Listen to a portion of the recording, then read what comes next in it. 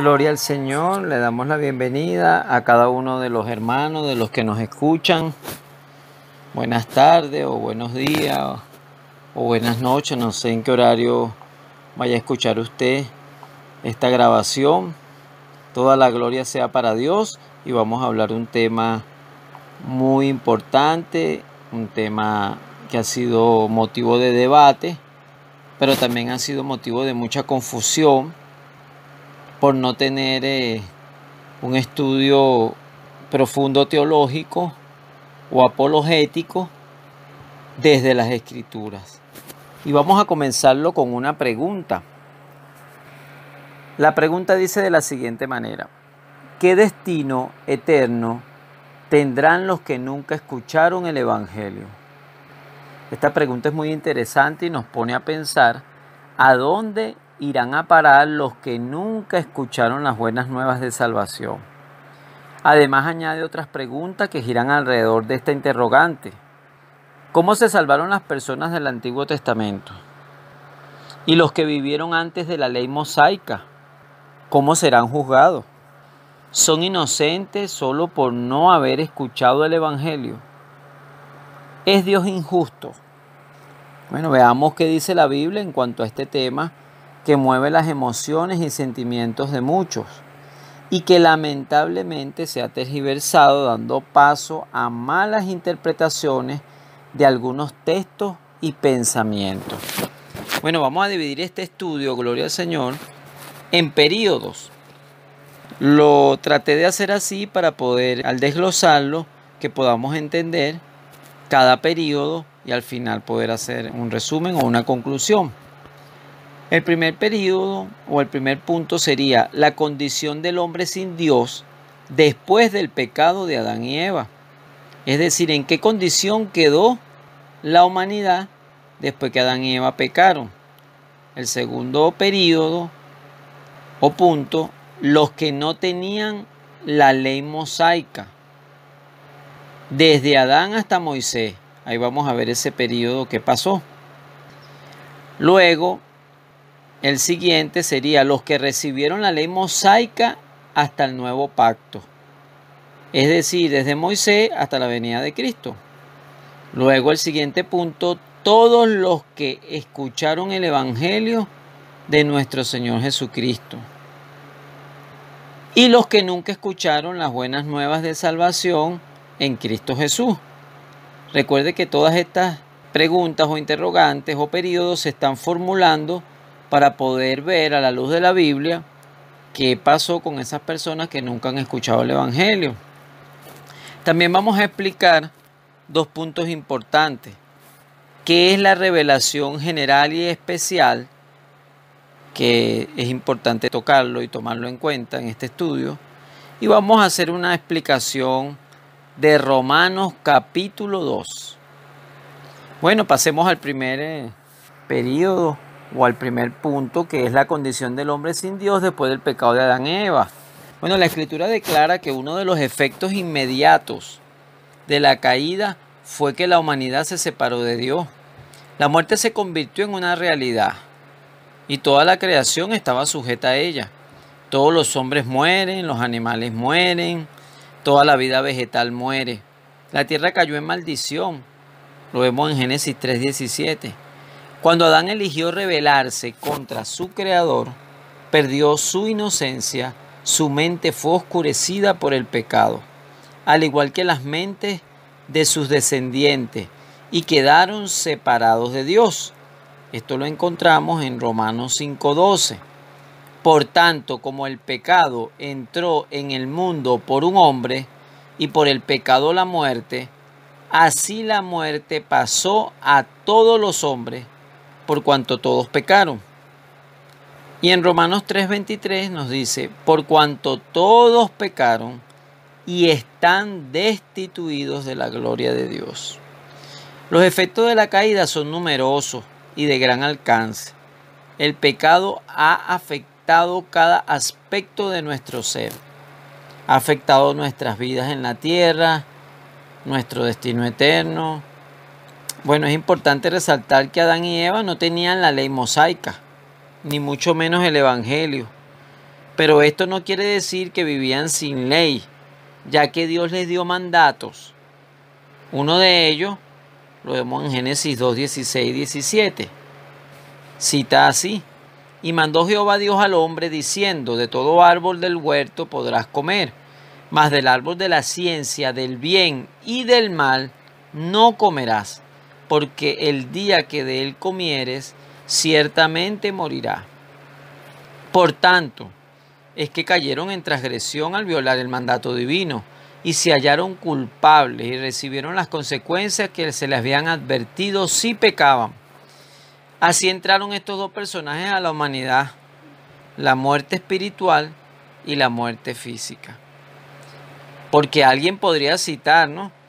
Pero donde no hay ley, no se puede culpar de pecado. Y está citando algo que dice la Biblia. En Romanos 5:13, antes de que Dios diera la ley, todo el mundo pecaba. Pero cuando no hay ley, no se puede acusar a nadie de desobedecerla. Pero recordemos que el pecado se heredó de Adán y sus descendientes también eran pecadores. Y si Adán y Eva, piense usted, amigo, hermano, usted que está escuchando, no tuvieran ley, no se hubiesen podido acusar de algún pecado, porque el pecado es quebrantamiento de la ley. Por eso es que donde no hay ley, no se quebranta pecado, pero ellos sí tenían un mandato. La Biblia nos enseña que Adán, ¿verdad?, trajo muerte espiritual a toda la humanidad, pero la muerte física no la recibe inmediatamente. Dios no da muerte física inmediata a Adán por su pecado, sino que cubre su desnudez matando a un animal inocente en su lugar. Esto es gracia. Como todos sabemos, ese acto apunta hacia la obra redentora de Cristo, el Cordero de Dios, en la cruz del Calvario. Todos están bajo pecado desde la transgresión de Adán, o mejor dicho, todos estamos bajo pecado, tanto por heredad como por desobediencia a la ley. Y necesitamos ser salvados por un Redentor, que en este caso fue establecido por Dios, y cuya sangre ya había sido destinada desde antes de la fundación del mundo, como lo vemos en la primera carta de Pedro, en el capítulo 1 del 18 al 20. Dice: pues Dios os ha rescatado de la vida sin sentido que heredasteis de vuestros antepasados, y sabéis muy bien que el costo de este rescate no se pagó con bienes corruptibles como el oro o la plata, sino con la sangre preciosa de Cristo, ofrecido en sacrificio como un cordero sin defecto ni mancha. Cristo había sido destinado para esto desde antes de la creación del mundo, pero en estos tiempos últimos ha aparecido para nuestro bien. Bien, seguimos con el segundo punto. Los que no tenían la ley mosaica, fíjese, desde Adán hasta Moisés, el periodo de tiempo que transcurrió entre Adán y Moisés, todo el mundo pecó. Eso lo vemos en Romanos 5:13, que dice que antes de la ley había pecado en el mundo. De hecho, Adán fue salvo después de pecar por la fe. Escuche bien, preste atención. Adán fue salvo después de pecar por la fe. Él le cree a Dios cuando se promete la simiente de la mujer, en este versículo muy conocido de Génesis 3:15, que dice: pondré enemistad entre ti y la mujer, entre tu simiente y la simiente suya, esta te herirá en la cabeza y tú le herirás en el calcañar. Todos los estudiosos y la Biblia enseña que esa simiente es Jesús, es el Mesías prometido. Luego él pasa a decir en el 16 que multiplicará, ¿verdad?, en gran manera los dolores, tus preñeces. Fíjense que él les dijo que si comían, recuerda el mandato, iban a morir. Pero ahora le está hablando de una simiente y ahora le está hablando de dolores en los partos. Pero ¿y dónde habría quedado la muerte allí? Y dice que dará a luz tus hijos, todo eso. Luego le dice al hombre, por cuanto no obedeciste la voz de tu mujer, y usted sigue leyendo esa historia por el 17. Entonces, y luego le dice que vas a trabajar con el sudor de tu rostro. Pero en el 20, él le coloca el nombre a su mujer Eva, que es madre de todos los vivientes. Es decir, que él creyó que vendría la simiente y que él no moriría, o que ellos no morirían. Y lo interesante es que después dice, y Jehová Dios hizo al hombre y a su mujer túnicas de pieles y los vistió. ¿Qué es lo que estoy tratando de decir, amados hermanos? Adán y Eva escucharon la promesa de un Mesías, de una simiente, creyeron, y Adán, como creyó que no moriría, que Eva y él se iban a seguir multiplicando, o se podían multiplicar, él, al creer esto, ¿por qué sabemos que lo cree? Porque le pone ese nombre a Eva, madre de todos los vivientes. Pero un momentico, ¿cómo le va a poner madre de todos los vivientes si el día que comieras de ese árbol iban a morir? Es porque se le prometió una simiente. Y luego que él le pone este nombre porque le cree, o cree en esa simiente, o cree en el Mesías, o tiene fe en ese Redentor, es que fue vestido con pieles de animales. Así fueron perdonados por el sacrificio de un animal, es decir, por creer en Jesucristo. Léalo con calma y usted va a ver que este orden de acontecimientos nos deja ver esto que está aquí. Gloria al Señor. Por eso Dios los viste, hace ese sacrificio después que Adán y después que Eva creen, porque si Adán no hubiese creído, no le hubiese puesto el nombre a Eva de madre de todos los vivientes. O sea que tuvo que intervenir la fe en ese Mesías para que hubiera esa remisión o ese perdón de pecados. Bueno, todos hacían cosas en este periodo que Dios no quería que hicieran. La ley de Dios existía, aunque no se había dado por escrito. Usted dirá, pero ¿cómo va a ser que existía la ley si estamos hablando de los que no tenían la ley mosaica desde Adán hasta Moisés? Pues Dios es un Dios de leyes, mis amados hermanos.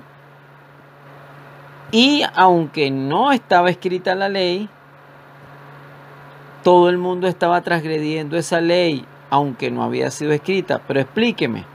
Bueno, la muerte, por lo tanto, pendía sobre todas esas personas, aunque no quebrantaran un mandamiento específico, como en el caso de Adán. Ellos pecaban y eran herederos del pecado adámico.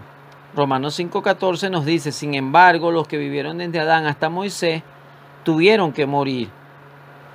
¿Cómo advirtió Dios a Caín acerca de la tentación de pecar? No, es que no había ley. Génesis 4, 6 al 7. Entonces el Señor le dijo, ¿por qué estás tan enojado? ¿Por qué andas cabizbajo? Si hicieras lo bueno, podrías andar con la frente en alto.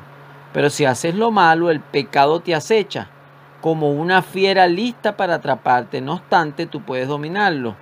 ¿Qué pecado cometió Caín? Bueno, si no hay ley ninguno. Pero si hay ley, se puede acusar de transgresión. Bueno, en el Génesis 8:11 dice que Caín habló con su hermano Abel mientras estaban en el campo. Caín atacó a su hermano y lo mató. O sea que Caín tenía su propia definición de lo bueno y lo malo. Sabía que su actitud hacia su hermano era mala. Dios le dijo a Caín que resistiera su naturaleza pecaminosa, pero en lugar de hacerlo, bueno, permitió que su naturaleza lo dominara y mató a su hermano. Esto fue un pecado. Aunque no hubiera ley escrita que lo dijera, Dios se lo advirtió y recibió las consecuencias de desobedecer las leyes de Dios.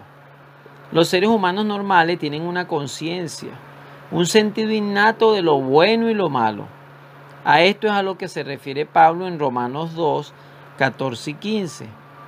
Por naturaleza, Dios ha escrito un sentido moral, una ley en los corazones de los seres humanos. Su entendimiento de lo correcto y lo incorrecto no es perfecto, pero toda persona en su sano juicio tiene al menos un concepto básico de lo que es correcto y lo que es incorrecto, de amor, de egoísmo. Aunque todo el mundo falla, algunas personas en realidad tienen buena conducta cuando ésta se compara con otras. Por naturaleza hacen cosas que exige la ley de Dios, digámoslo así, aunque no nos referimos a los rituales de Moisés, sino a requisitos más generales de la ley, los cuales existían aún antes de Moisés. Aunque muchos se esfuerzan por hacer lo que ellos creen que es correcto, nadie es perfecto. Muchos otros escogen vivir en forma egoísta, violando las normas de la sociedad. La historia bíblica nos cuenta que la gente se volvió cada vez más violenta y que Dios los destruyó con un diluvio. Génesis 6, del 11 al 13. Pero Dios vio que la tierra estaba corrompida y llena de violencia. Después del diluvio dio una advertencia adicional con respecto al mandato de no matar. Pero es que no matar nada más vino allá en Éxodo 20 con Moisés. Pues véase que en Génesis 9 ya había una advertencia. Del 5 al 6 dice: yo hice al hombre y a la mujer semejantes a mí mismo. Por eso, si algún animal los mata a ustedes, ese animal también tendrá que morir. Y si alguno de ustedes mata a otra persona, también tendrá que morir. Bueno, también antes del tiempo de Moisés era pecado el adulterio. Génesis 20, del 1 al 7. Pero aquella noche Abimelech tuvo un sueño en el que Dios le dijo: vas a morir porque la mujer que has tomado es casada. O sea que Dios ya estaba viendo el adulterio. No es que no existía ley. Lo que no estaba era escrita, pero la ley siempre ha existido. Dios es un Dios de leyes. Gloria al nombre del Señor por eso.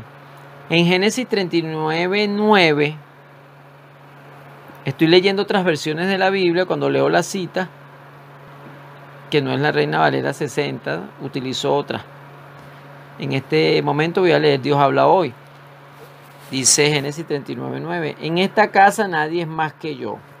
Mi amo no me ha negado nada, sino solo a ti misma, que eres su esposa. Recuerda, José, la mujer de Potifar. Bueno, esto es lo que estoy hablando. Así que ¿cómo podría yo hacer algo tan malo y pecar contra Dios?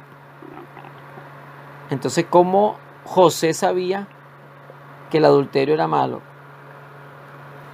Era también incorrecto que Abraham engañara a Abimelech. En Génesis 29 lo dice. Llamó entonces a Abimelech a Abraham y le dijo: ¿en qué lío nos metiste? ¿En qué te he ofendido para que traigas sobre mí y mi país un pecado tan grande? Te has portado como no debe hacerse. También consideraba la gente que la honestidad era buena y que el robar no era bueno. Recuerde que estamos hablando en este periodo desde Adán hasta Moisés, que no había ley escrita, pero había ley. En Génesis 30, 33 dice: así el día de mañana, cuando vengas a controlar lo que he ganado, mi honradez responderá por mí. Si encuentras alguna oveja o cabrito que no sea manchado o moteado, o algún cordero que no sea negro, será que te lo he robado. Pero ¿cómo este patriarca sabía ya lo que era un robo? No estaba la ley de Moisés. Recuerde, amado hermano, Abraham le creyó a Dios y por lo tanto se consideró que tenía una relación correcta con Dios, aun sin ser perfecto. Abraham creyó la sorprendente promesa de Dios y también tuvo suficiente fe para hacer lo que Dios le pidió que hiciera. Aunque el mandato de Dios parecía contradecir su promesa, Abraham estuvo dispuesto a obedecer, pero fue la fe primero y luego la obediencia lo que le fue contado como justicia. La actitud del corazón, la cual da cuenta de la conducta. También vemos esto en la historia de Abimelech. Abimelech apeló a su conciencia. Eso está en Génesis 25. Era inocente no porque sus acciones eran inocentes, sino debido a que sus motivaciones sí eran inocentes. Había actuado de buena fe de acuerdo con su conciencia y Dios honró esa actitud en el versículo 6.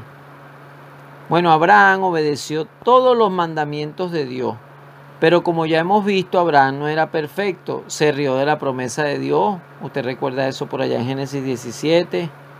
Engañó a Abimelech, ¿verdad?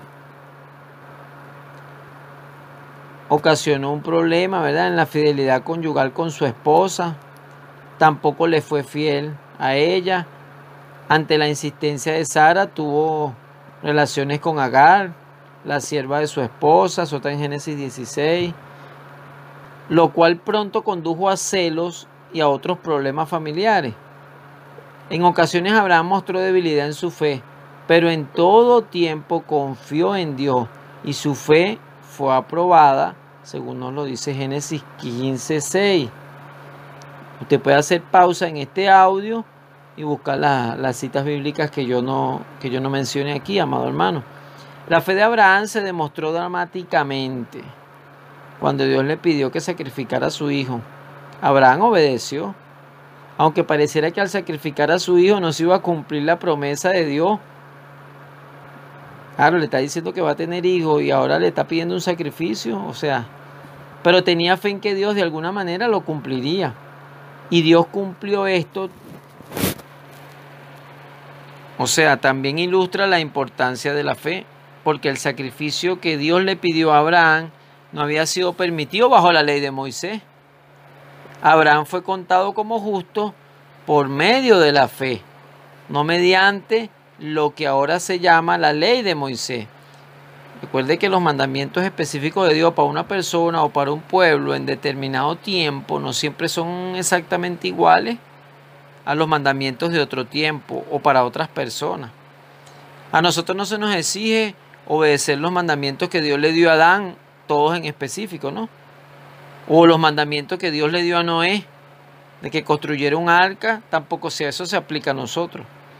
El mandamiento que Dios le dio a Abraham, de que ofreciera a su hijo como sacrificio humano, está expresamente prohibido hoy día. Los mandamientos específicos pueden cambiar de época en época, mi hermano. Aunque el principio fundamental, la lealtad a Dios, sigue siendo igual. Todos deben obedecerle a Dios según los mandamientos que Dios les dé. Abraham obedeció todas las leyes, requisitos y decretos que Dios le dio. Si Abraham hubiera obedecido la ley de Moisés, hubiera sido infiel, porque hubiera rehusado sacrificar a su hijo. Claro, recuerde que la ley decía no matarás. Por otra parte, si Moisés hubiera tratado de obedecer el mandato que Dios le dio a Abraham, entonces también hubiese sido infiel a la ley. Las formas específicas de obediencia cambian, pero lo que sigue siendo constante es que Dios requiere un corazón de fe que guarde sus mandatos. Bueno, vamos a leer que Abraham no vivía sin leyes. No, porque las leyes empezaron con Moisés. Bueno, en Génesis 26:5 dice algo interesante. Dice, por cuanto oyó Abraham mi voz y guardó mis preceptos, mis mandamientos, mis estatutos y mis leyes. Bueno, la gran pregunta, ¿y dónde estaban esas leyes? Si las tenía Moisés, fue que las escribió, y el dedo de Dios, como bien nos lo dice la Escritura. Bueno, pero por la fe y sus obras que actuaron juntamente, fue justificado y considerado el padre de la fe. Entonces, ¿qué podemos concluir de este punto o de este periodo? Que aunque no tenían la ley mosaica escrita, tenían mandamientos directos de la boca de Dios, que resulta ser lo mismo, ya que en ambos casos son órdenes de Dios, leyes. Y como pecaron, la muerte estaba reinando. Ellos tenían la ley escrita en sus corazones. Por tanto, los que pecaron sin la ley de Moisés se condenan. Romanos 2:12 nos dice, los que conocen la ley y los que no saben nada de ella son iguales cuando cometen pecado.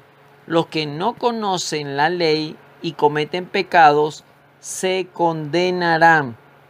De la misma manera, los que conocen la ley y cometen pecados serán juzgados por la ley. Amén. Pasamos al punto 3. Los que recibieron la ley mosaica hasta el nuevo pacto. Es decir, desde Moisés hasta el nuevo pacto o hasta la aparición de nuestro Señor Jesucristo. ¿Cómo eran salvadas las personas del Antiguo Testamento? El apóstol Pablo se detuvo a enfrentar con aquellos que creían que los judíos eran salvos, solo por nacimiento genealógico o solo cumpliendo la ley y observando los sacrificios, o bien por alguna combinación de estos tres elementos. Una persona podría ser salva en el período del Antiguo Testamento de la misma manera en que una persona puede ser salva hoy en día. Es decir, la persona que vivió antes del tiempo de Cristo habría sido salvada por la gracia mediante la fe en un Redentor que habría de venir. Del mismo modo que en la actualidad, una persona es salva por la gracia mediante la fe en un Redentor que ya vino. Ellos en uno, los del Antiguo Testamento en uno que iba a venir, y nosotros en uno que ya vino. Los hombres y las mujeres del Antiguo Testamento miraban hacia el futuro, hacia Cristo. Nosotros miramos hacia el pasado. Fuera de esa diferencia, la base de la salvación es idéntica. Los sacrificios del Antiguo Testamento apuntaban hacia el futuro, hacia Jesús. Es de notar que un gentil estaba alejado de Dios, debía convertirse al judaísmo, se hace un prosélito, conocer la ley y guardarla por medio de la fe. De esta manera podría entrar a ser parte del pueblo de Dios, ya que el justo vivirá por fe. Eso está en Gálatas 3:11. Que dice: ahora bien, es evidente que por la ley nadie es justificado delante de Dios, porque el justo vivirá por la fe. Algunos podrían querer ignorar este pasaje como si solo se aplicara al Nuevo Testamento. Pero Pablo está citando a Habacuc 2:4, salvación por fe. Aparte de la ley, era un principio del Antiguo Testamento. Pablo enseñó que el propósito de la ley era servir de ayo para llevarnos a Cristo a fin de que fuésemos justificados por la fe. Gálatas 3:24.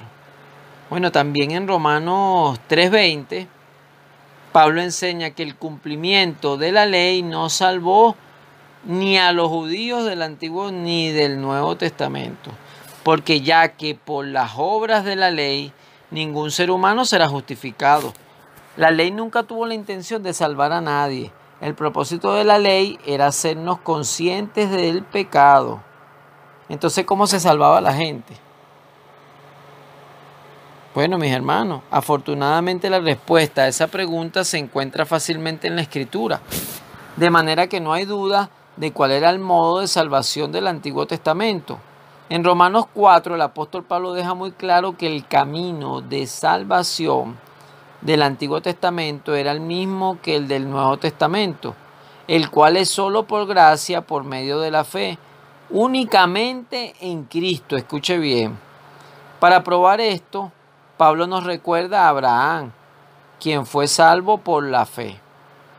Creyó Abraham a Dios, recuerda lo que dice el pasaje, y le fue contado por justicia.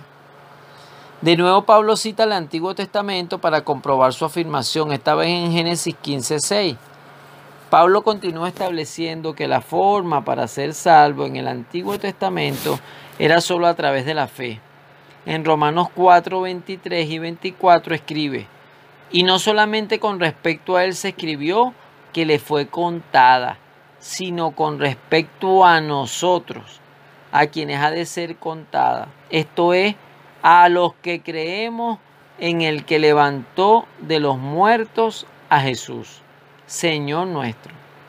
En otras palabras, la justicia es acreditada o dada a aquellos que tienen fe en Dios.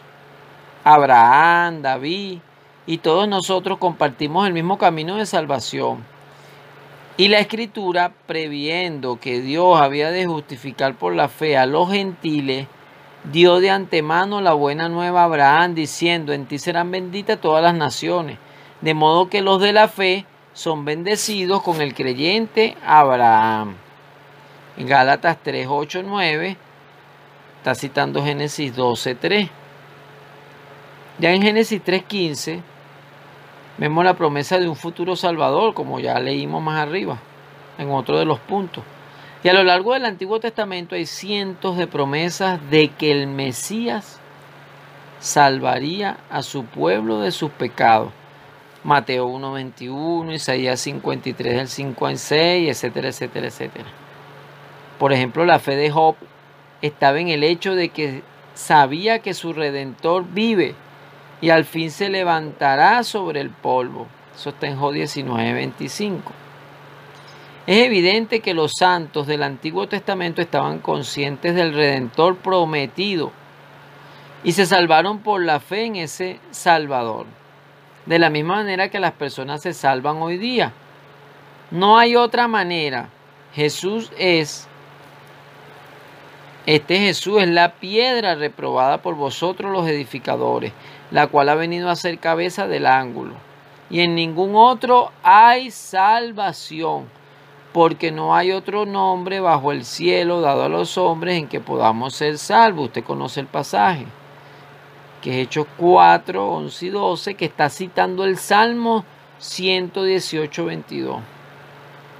Estos privilegios no se obtienen al guardar la ley, porque Cristo es el fin de la ley. Recuerde Romanos 10, 4. En Levítico 18, 5 enfatiza la importancia de guardar la ley, porque entonces tampoco vamos a decir, bueno, entonces ¿para qué sirve la ley? O no hay que guardar la ley. Bueno, durante la época mosaica era como la base de la vida, ¿verdad? Sus verdades también aparecen en Ezequiel 20:11, 13 y 21. Pablo incluso alude a Levítico 18:5, en Romanos 10:5 y Gálatas 3:12. El verso dice: por tanto guardaréis mis estatutos y mis leyes, por los cuales el hombre vivirá si los cumple. Yo soy el Señor. Entonces, ¿qué podemos ir concluyendo de este punto? Que eran y son necesarias la fe y las obras. Entiéndase por obra guardar la palabra de Dios, entiéndase por esas obras guardar las leyes, los estatutos, los mandamientos, los preceptos, los decretos, para obtener la vida, ya que la fe sin obra está muerta, según Santiago 2, pero y las obras de la ley sin fe no justifican a nadie, según Romanos 3:20.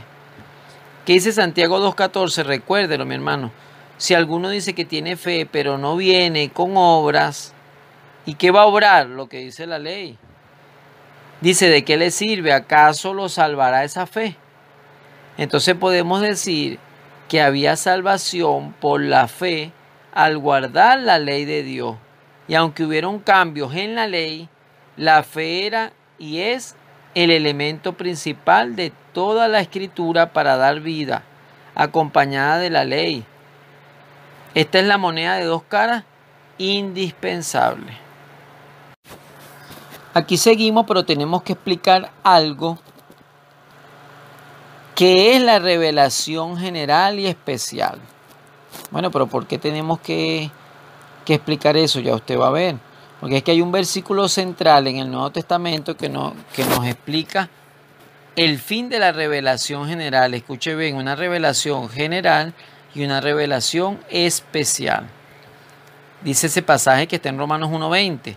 Porque las cosas invisibles de Él, su eterno poder y deidad o divinidad, se ven claramente desde la creación del mundo, siendo entendidas por las cosas que son hechas, de modo que son inexcusables o que no tienen excusa. Algunos piensan que cada descubrimiento científico pone en jaque, ¿verdad?, la revelación bíblica, pero por el contrario, la confirma. El ser humano ha encontrado claramente desde un microscopio hasta un telescopio la obra de Dios. al ver el diseño con propósito, por ejemplo, del ADN, esas máquinas biológicas a nivel molecular, los átomos, los organismos unicelulares más simples, el ser humano tendría que concluir que esto no puede formarse de la nada. Los elementos inorgánicos no pueden formar al azar máquinas celulares con capacidad de alimentarse, crecer y autorreplicarse. Como dice 2 de Pedro 3:5, ellos ignoran de manera voluntaria la obra de su Creador. Al ver la inmensidad del cosmos, descubrir sus leyes de movimiento y atracción y la majestuosidad de los cuerpos celestes, las estrellas, los planetas, tantas cosas que podemos hablar, el hombre tendría que ver la mano de Dios en ello. Así que no hay excusa para no creer en un Dios creador, porque esta creación habla del Creador. Ahora, la revelación especial es por pura iniciativa de Dios y manifiesta al hombre sus atributos, su personalidad y su obra salvífica. Dios se reveló al hombre de diversas maneras en la antigüedad, a través de teofanías, sueños, visiones y su misma escritura, en el caso de los 10 mandamientos. Muchas veces dijo sus palabras específicas a los hombres a manera de un dictado, pero la mayoría de las veces utilizó la inspiración, como dice en 2 de Pedro 1:21, porque la profecía nunca fue traída por voluntad humana. Así que, bueno, aprovecho y lo digo, esos profetas, cuidado, porque la profecía nunca fue traída por voluntad humana. Si está hablando el humano, eso no es profecía, sino que los santos hombres de Dios hablaron siendo inspirados por el Espíritu Santo. Pero la revelación principal de Dios, más allá de las formas mencionadas, es en la misma persona de Jesucristo. Cristo es el centro de la revelación especial, escrita, tanto como creador del universo, que es la revelación general. Dios, habiendo hablado muchas veces y de muchas maneras en otro tiempo a los padres por los profetas, en estos postreros días nos ha hablado por el Hijo, a quien constituyó heredero de todo, por quien asimismo hizo el universo. Hebreos 1:1-2. Cristo, la segunda persona, ¿verdad?, del Dios Trino, encarnado, Dios hecho hombre, es la revelación mayor. Toda la Escritura converge a Él como el centro. Bueno, la falsa religión de nuestros días erróneamente indaga en la revelación especial la Biblia buscando qué tiene que decir a ellos, en vez de buscar qué nos dice de Jesucristo. Esta aproximación antropocéntrica, por decirlo así, a las Escrituras es sumamente peligrosa, pues usa el libro de Dios como un manual de vida próspera en vez de buscar a Jesucristo, el dador de la vida, el autor de la fe, el centro de todo. Otro problema de hoy en día, es que no contento con la revelación especial escrita, la gente busca nuevas revelaciones extrabíblicas. O sea, está menoscabando la palabra de Dios. Bueno, eso lo dice en 2 de Timoteo 4, el 3 y 4, que vendrán tiempos cuando no soportarán la sana doctrina. Antes, teniendo comezón de oír, se amontonarán maestros conforme a sus propias concupiscencias y apartarán la verdad el oído y se volverán a la fábula. Bueno, vamos a argumentar que es una fábula. Es todo aquello que no se atiene a la revelación escrita, la única fuente de verdad y autoridad para el pueblo de Dios.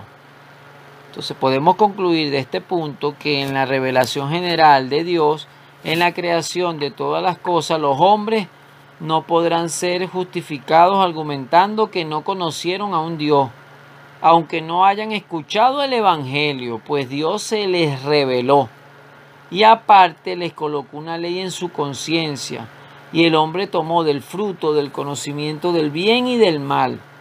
Así que no tienen excusa ante ese Dios que les dejó la creación que lo revela a Él.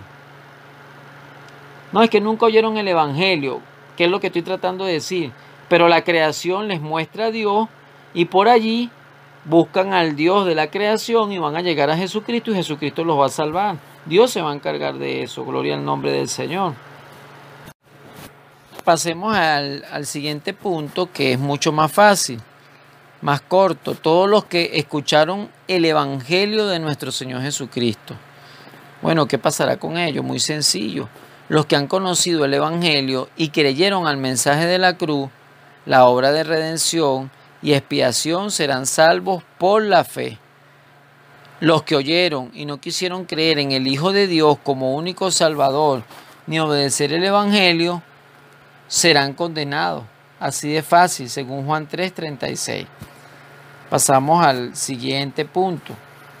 Y los que nunca escucharon las buenas nuevas de salvación en Cristo Jesús. O sea, nunca escucharon, escuche, valga la redundancia, nunca escucharon las buenas nuevas de salvación. Bueno, hemos tocado el punto en el cual toda la creación está bajo pecado y separada de la gloria de Dios. Y la Escritura declara que la paga por los pecados es la muerte. Y en toda la Escritura se nos deja que conozcamos el amor de Dios por este mundo, enviando a su Hijo el justo, para ofrecer su único nombre bajo el cielo, en que podamos salvarnos, ya que solo Él posee la vida. El que no ha escuchado el Evangelio no es inocente por ello, tampoco por ser judío, ya que es responsabilidad de la iglesia cumplir la gran comisión. Como dicen algunos, diga ay, ay, ay. Bueno, debido a que todos han pecado y necesitan reconciliación con su Creador, cosa que solo es posible por medio de Jesucristo, al ser convencidos por el Espíritu Santo cuando oyen el Evangelio, cuando usted y yo predicamos, pues. Es decir, que su condición es la condena eterna, que es la muerte que entró por Adán. De ninguna manera Dios es injusto al pensar que como no escucharon el Evangelio, entonces deben salvarse por sus obras, que según su conciencia, cosa que es imposible, ya que nadie puede tener fe en la actualidad sin el Evangelio, y menos nuevo nacimiento, ya que en ningún otro hay salvación. Veamos algunos pasajes que nos darán luz. Bueno, yo tengo una lista de pasajes aquí, mis amados hermanos. Nosotros habíamos escuchado que la gente se iba a salvar por la ley de la conciencia, según Romanos 2, y esto y aquello. Pero por eso estoy haciendo esto. Téngame paciencia. Es un poquito largo, gloria al Señor. Pero aquí vamos a ver una cantidad de versículos que es la clave fundamental para esto. Recuerde que estamos hablando de este punto, los que nunca escucharon las buenas nuevas de salvación.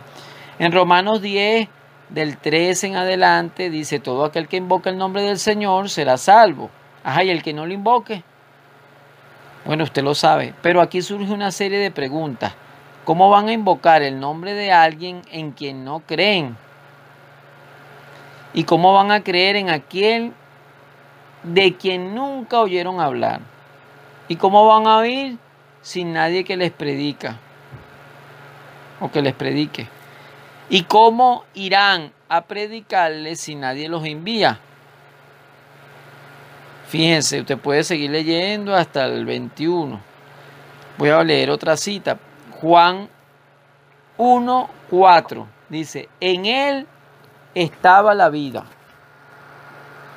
¿Dónde estaba la vida? En Jesús. No, pero eso en el Nuevo Testamento. No, Señor. Ya leímos que desde antes de la fundación del mundo, ya la sangre de Cristo, ya vimos que Adán y Eva tuvieron que creer en esa simiente, en ese Mesías que vendría. Segunda de Tesalonicenses, del capítulo 1, del 7 al 10. Mire este pasaje tan interesante.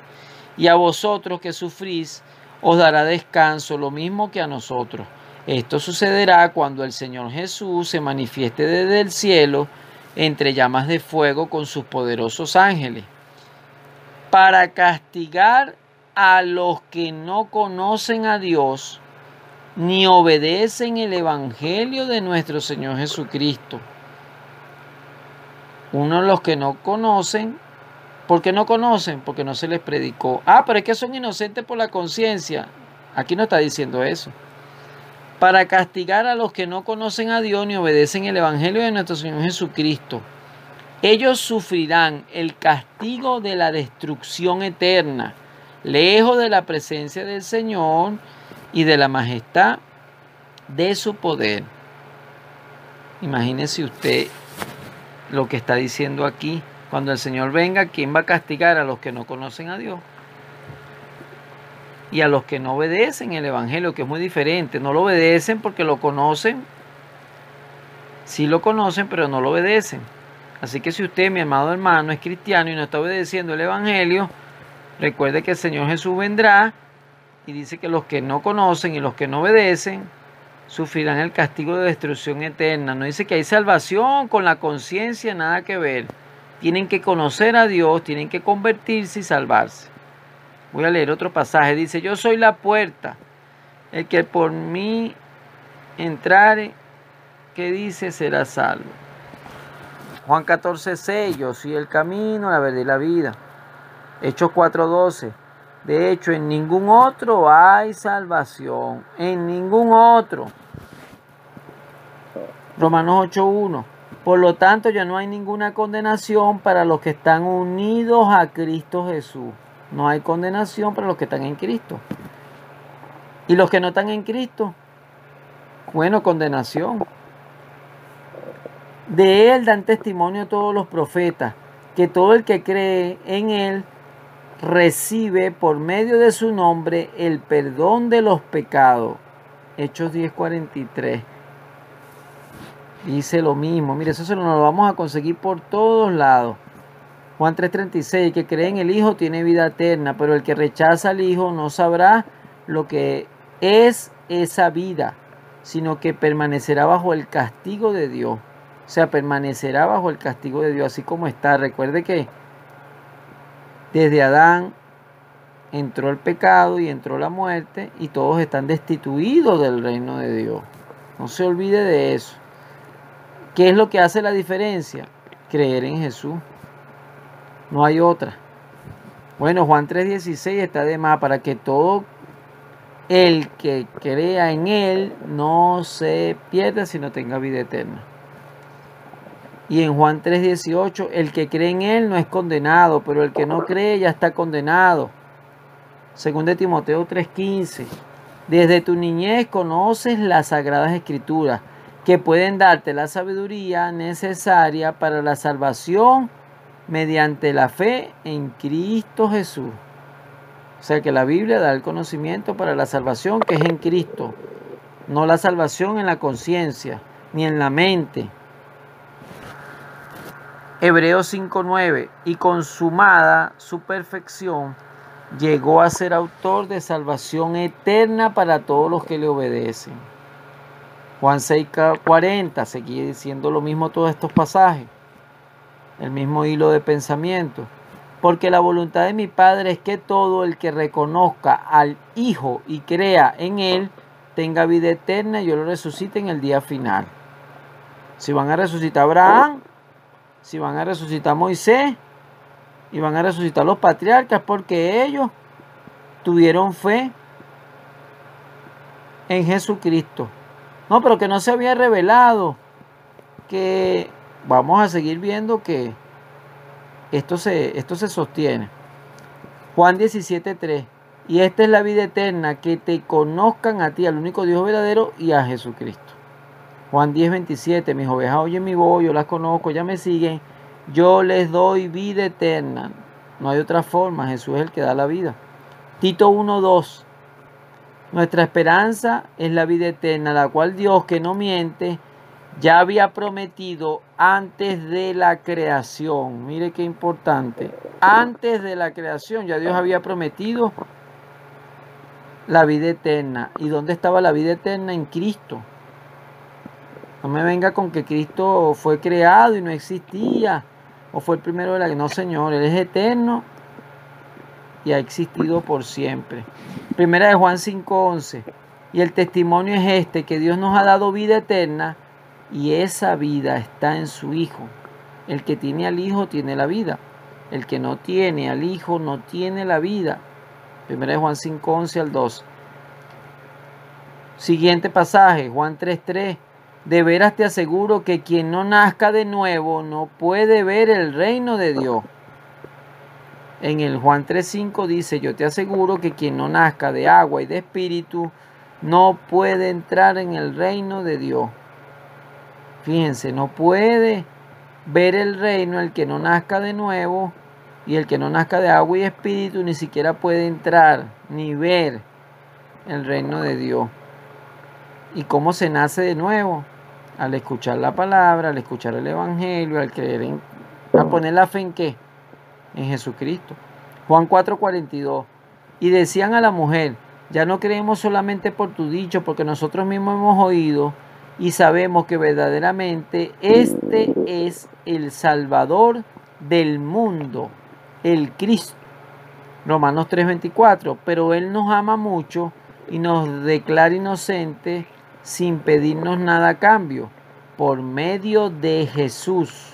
Otra vez aparece, gloria a Dios, el Señor Jesucristo. Nos ha librado del castigo que merecían nuestros pecados. 1 Corintios 15:3. Porque primeramente os he enseñado lo que asimismo recibí, que Cristo murió por nuestros pecados conforme a las Escrituras. 1 Corintios 15, 17 y 18. Y si Cristo no resucitó, vuestra fe es vana, aún estáis en vuestros pecados.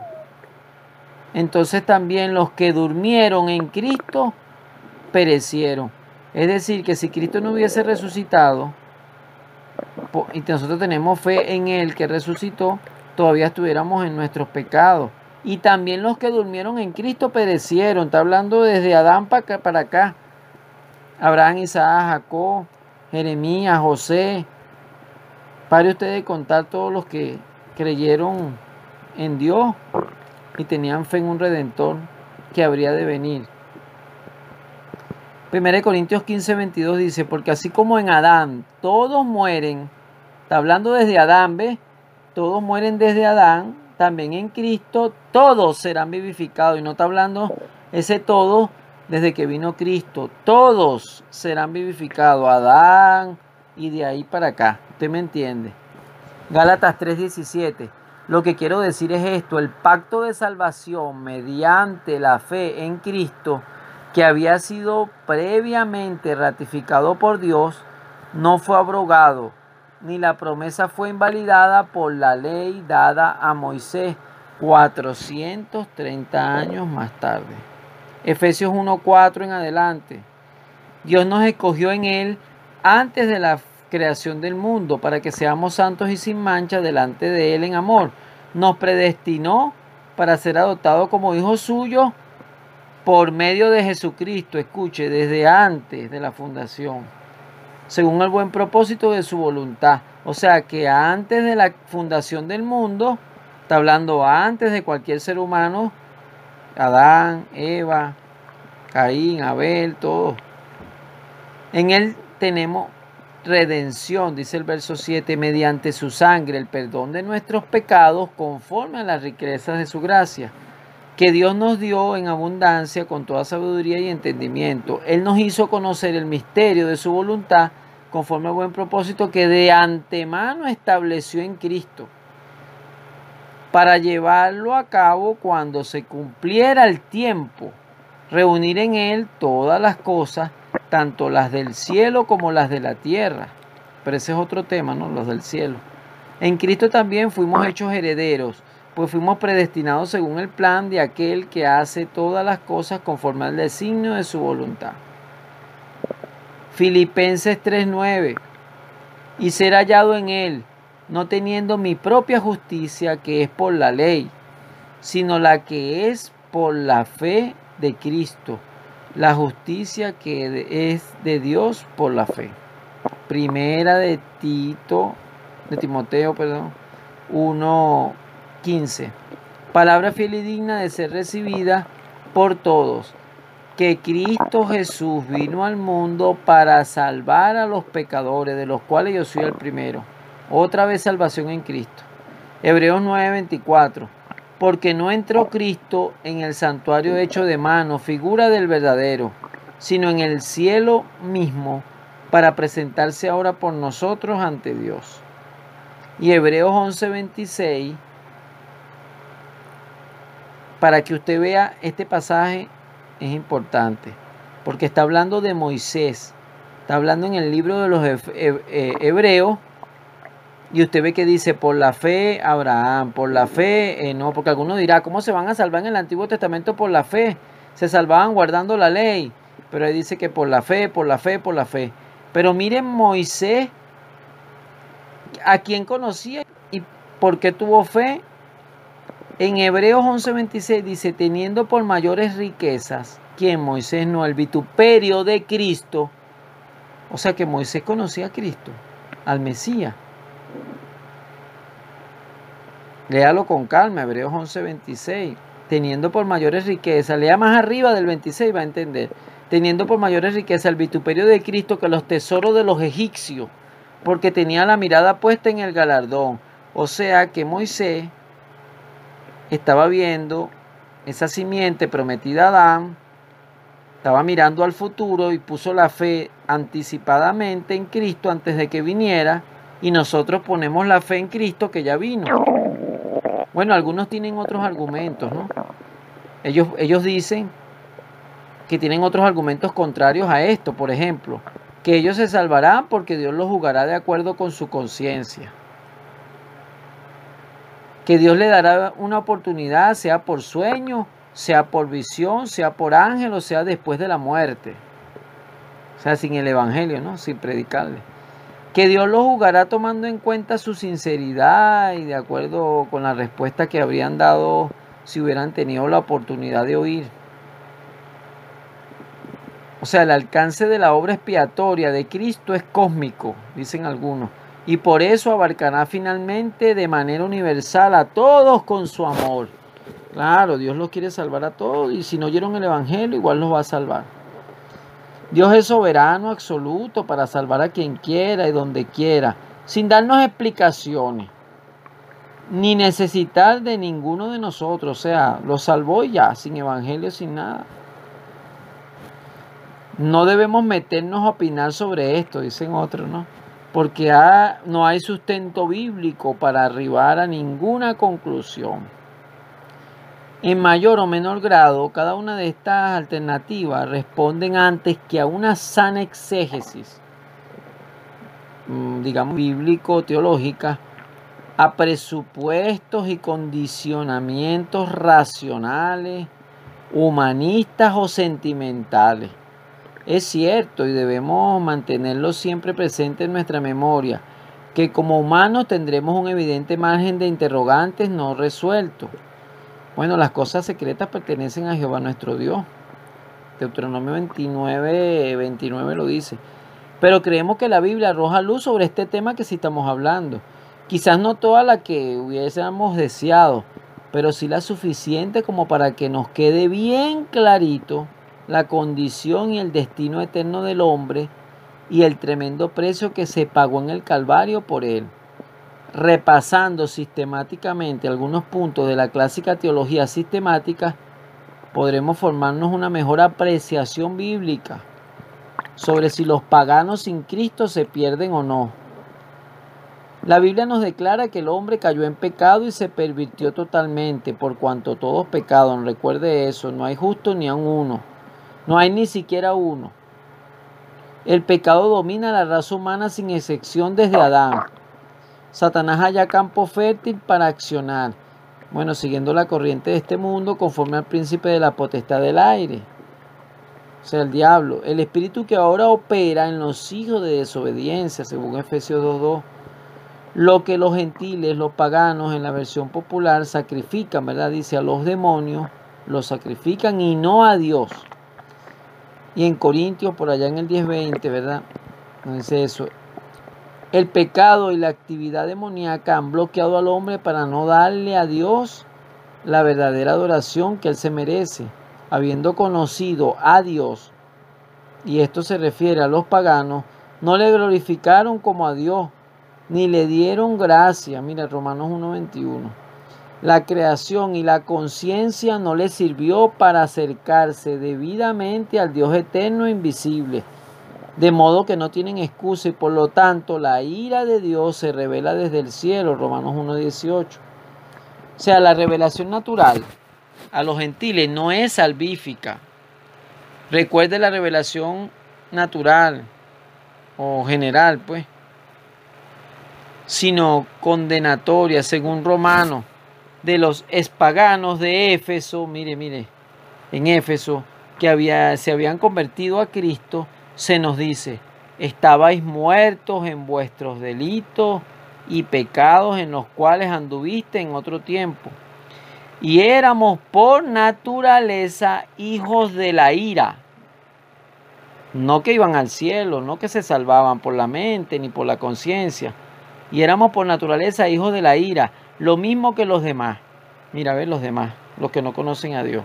Efesios 2:1-3. Esta es la real situación en que se encuentran hoy en día los innumerables pueblos de otras religiones y que no conocen todavía a nuestro glorioso Señor y Salvador Jesucristo. Este desolador panorama se ve aún más agravado si lo analizamos desde el punto de vista de la escatología individual. Él, por cuanto todos pecaron, continúa diciéndonos que todos están destituidos de la gloria de Dios. Romanos 3:23. Si por gloria de Dios entendemos el cielo, el paraíso, la salvación eterna, entonces este texto de la palabra divina nos solemniza que ninguna persona puede ser salva como consecuencia de su pecado. Y si no alcanza la salvación, no le cabe otra opción que la perdición en el infierno. Cielo o infierno, salvación o perdición. La Biblia no nos ofrece una tercera alternativa. Así que esto incluye lo temporal como lo eterno. El infierno será un lugar justo y merecido para todos los pecadores. Será horrible y de sufrimientos eternos para los perdidos. Una sana y objetiva exégesis de los pasajes referidos a esto no nos permite minimizar para nada la gravedad y seriedad de la condenación eterna.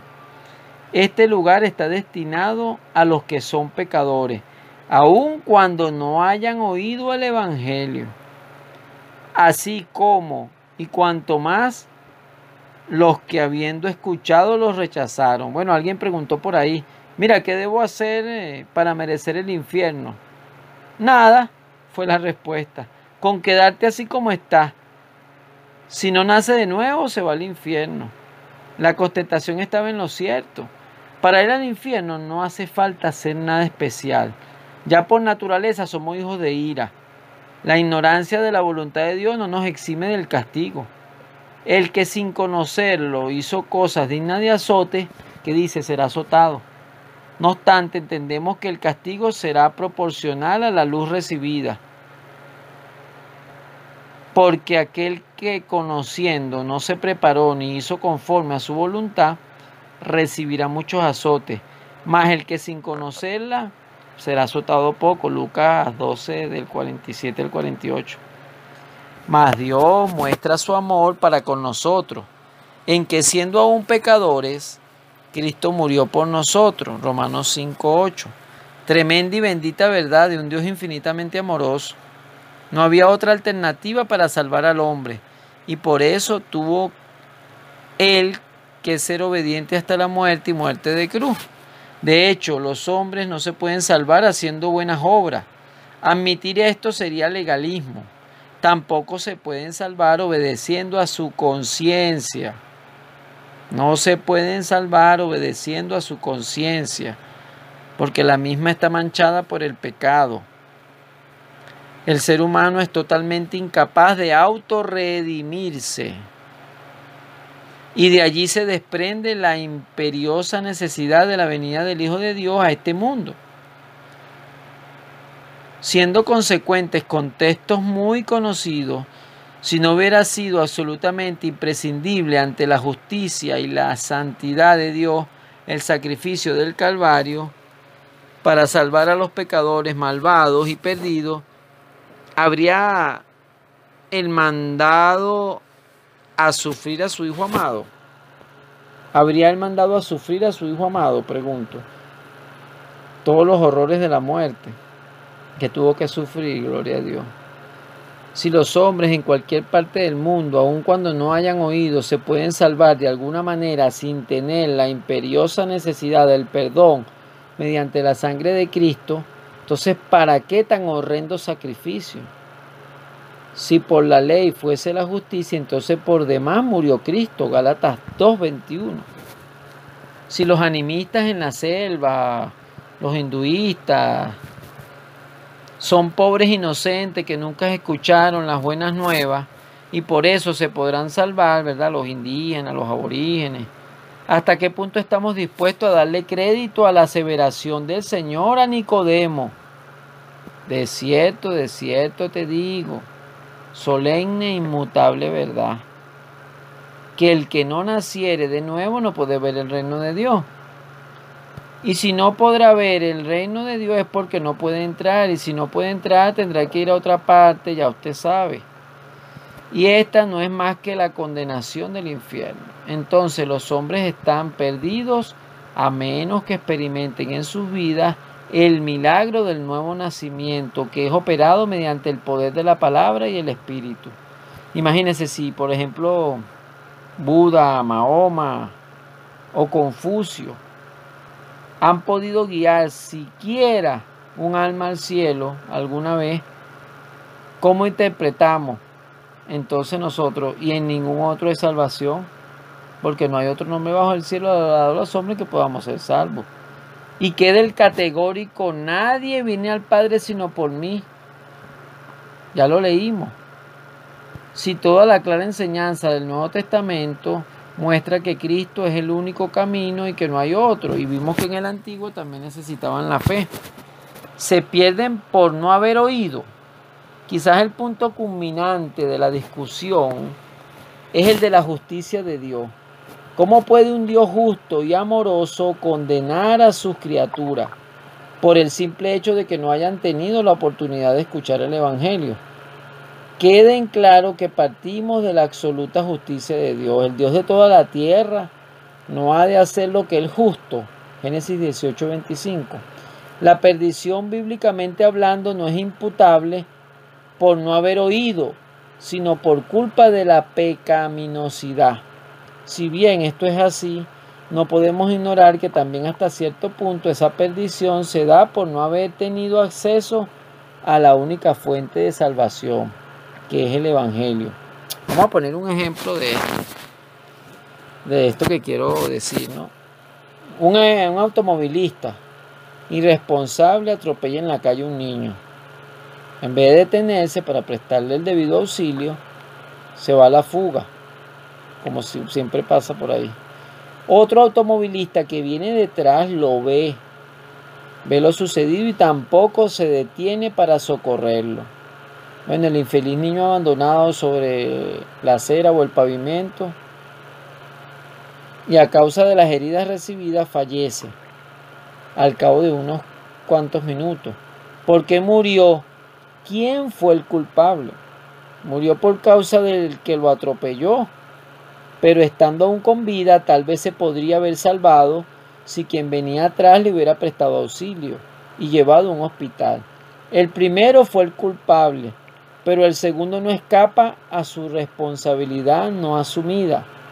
Aunque inocente, el niño muere igual. Los no alcanzados están heridos de muerte, y si se pierden es por culpa de sus pecados, pero por otro lado, ¿cuántos de ellos podrían haber llegado a salvarse si a tiempo hubieran conocido al médico celestial que traía salud para sus almas moribundas? Vamos a cerrar explicando Romanos capítulo 2. El justo juicio de Dios. Por lo cual eres inexcusable, oh hombre, quien quiera que seas tú, que juzgas, pues en lo que juzgas a otro te condenas a ti mismo, porque tú que juzgas haces lo mismo. Pablo en este primer versículo deja ver que los que juzgan a los demás por desobedecer y practicar maldades, pero estos mismos juzgadores hacen lo mismo, se están condenando. Es decir, que da por sentado que los que viven sin Dios están bajo la ira de Dios por culpa del pecado. Romanos 2:12. En efecto, todos los que hayan pecado sin tener la ley de Moisés, perecerán sin esa ley. Y los que hayan pecado teniendo la ley, serán juzgados por ella. Este es Romanos 2:12. Notemos la diferencia entre los que pecan sin ley y los que pecan conociendo la ley. En el primer caso nos dice que perecerán. Veamos su significado en el griego, pues. Es decir, los que pecaron sin conocer la ley, o sea, no tenían el evangelio, no conocieron la ley de Moisés, la palabra. Perecer, apolumi, griego 6:22 del Strong. Forma intensificada de oyumi. Significa destruir totalmente. En la voz media, perecer. Véase también matar o perderse. Mientras que en el segundo caso, los que pecan con la ley irán a un juicio. Y juzgar es la palabra crino del griego 29:19. Se traduce ir a juicio, juzgar. Son dos puntos muy diferentes. El estar perdido y el ser juzgado. Luego Pablo se dirige a los gentiles. Antes se ha referido a los judíos y a su pretensión de un privilegio especial. Bueno, pero es verdad que los judíos tenían una ventaja que era la ley. Un gentil podía objetar: es justo que Dios condene a los judíos porque tenían la ley y deberían saber mejor lo que hacían. Pero nosotros nos libraremos del juicio porque no hemos tenido oportunidad de conocer la ley y no sabíamos nada. En respuesta a esto, Pablo establece grandes principios, ¿no? Pablo sigue diciendo que hasta que los que no conocieron la ley escrita tenían otra ley en el corazón. Nosotros lo llamaríamos un conocimiento instintivo del bien y del mal. Como decían los estoicos, que había ciertas leyes que estaban vigentes en el universo que uno quebrantaba a su riesgo. Las leyes de la salud y las leyes morales que gobiernan la vida. Los estoicos llamaban a estas leyes physis, que quiere decir naturaleza, y exhortaban a la gente a vivir cataphysis, que de acuerdo con su naturaleza. Pues el razonamiento de Pablo es que el ser humano sabe por naturaleza cómo debe vivir. Los griegos habrían estado de acuerdo con eso. Por lo menos Aristóteles decía: el hombre culto y libre se comportará como el que es una ley para sí mismo. También Plutarco preguntaba: ¿quién gobernará al gobernador? Y respondía: la ley, que es el rey de todos los mortales y de los inmortales. Como la llama Pindaro, que no está escrita en rollos de papiro ni en tabletas de madera, pero que es la misma razón dentro del alma humana, que vive permanentemente en ella y la guarda y no la deja nunca privada de dirección.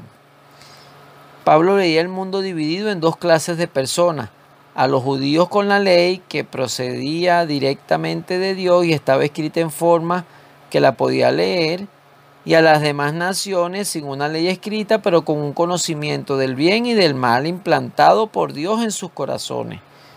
Nadie podía pretender la excepción del juicio de Dios. No la podía pretender el judío por el hecho de ocupar un lugar especial en el plan de Dios, y el gentil tampoco, por el hecho de no haber recibido la ley escrita. El judío será juzgado como alguien que ha conocido la ley, y el gentil como uno que tiene la conciencia que Dios le ha dado para conocerle. Bueno, mire, el segundo punto que Pablo deja en claro aquí es que los gentiles mismos poseen la ley de Dios, de modo que en realidad no hay tanta diferencia entre el judío y el gentil. Como el judío podría creer, los gentiles no tienen la ley de Moisés, pero al practicar por naturaleza el contenido de la ley, por ejemplo, escúcheme bien, observando algunos de los parámetros de la ley, no cometiendo homicidios, robo, adulterio, honrando a los padres. Ellos revelaban que son ley para sí mismos. Lo que Pablo quería decir o quiere decir con esto se expresa de manera detallada en el verso 15. La obra de la ley está escrita en sus corazones, prestando su conformidad ocasional a las demandas de la ley de Dios. Estos gentiles demuestran que tienen acceso a las demandas morales de Dios, aún sin poseer la ley escrita.